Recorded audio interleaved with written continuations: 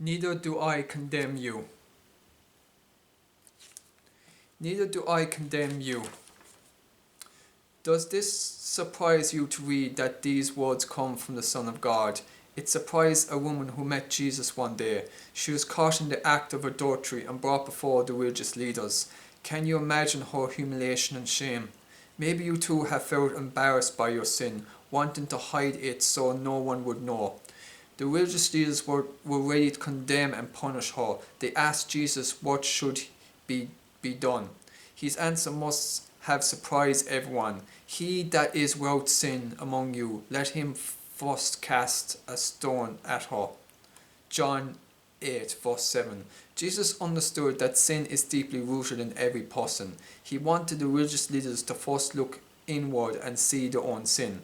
One by one they walked away, and Jesus said to the woman, "Woman, where are those thy accusers? Had no man condemned thee? Neither do I condemn thee." John 8:10, verse 10 to 11. Jesus didn't condemn and pass judgment on this woman, even though he had every right to her as the holy and perfect Son of God. Why didn't he? Because that's not why he came to earth. For God sent not his Son into the world to condemn the world, but that the world through him might be saved. John 3 verse 17. Jesus actually came to earth to bear the weight of your sin, to take onto himself all the humiliation, shame and guilt that your sin brings you.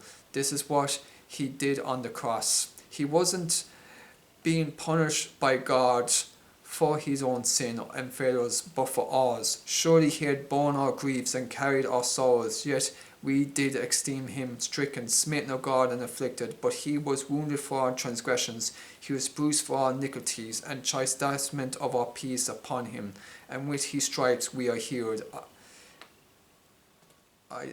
Isaiah 53 verse 4 to 5. Jesus' death and resurrection made it possible for the wounds from sin that are deep inside of you to be healed. He makes it possible for your life to be whole. He saves you from the condemnation you deserve. How merciful and kind God is to make this possible.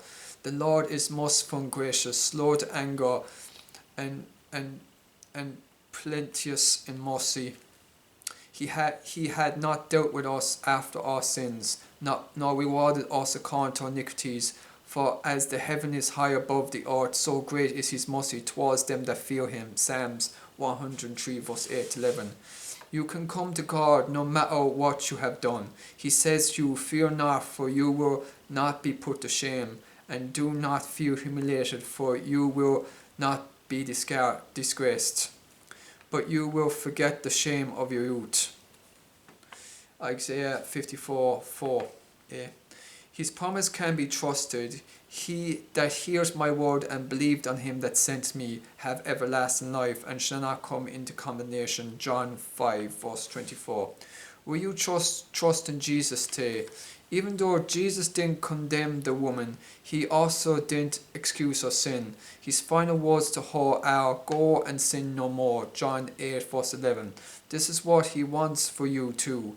God's kindness softens our hearts and enables us to turn away from our sin and follow him with our whole heart. There's no better way to live.